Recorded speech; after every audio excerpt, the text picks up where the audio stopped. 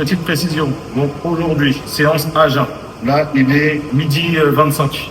J'insiste, mais comme ça, vous allez bien comprendre. Mon but, c'est de vous donner des explications, comme si nous étions face à face et qu'on parle pas en mode schématisé, on commence à sortir un tableau, on fait mal à la tête, mais qu'est-ce qu'il nous raconte? Non.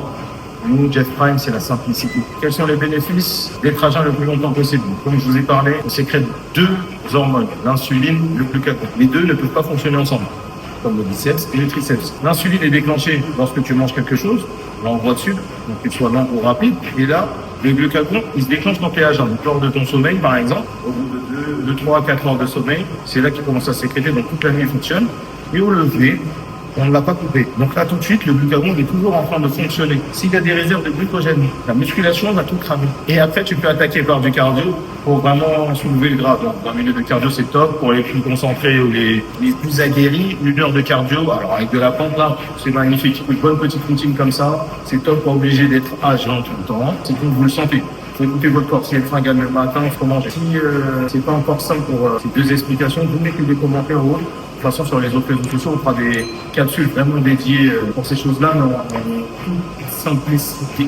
C'est très important, la précision d'être à jeun. Parce qu'il y a à jeun et être à jeun. Dans le cas du sport, donc avec l'hormone du glucagon, à jeun, vous pouvez par exemple boire de l'eau. Ça ne coupe pas le jeûne pour la libération du glucagon.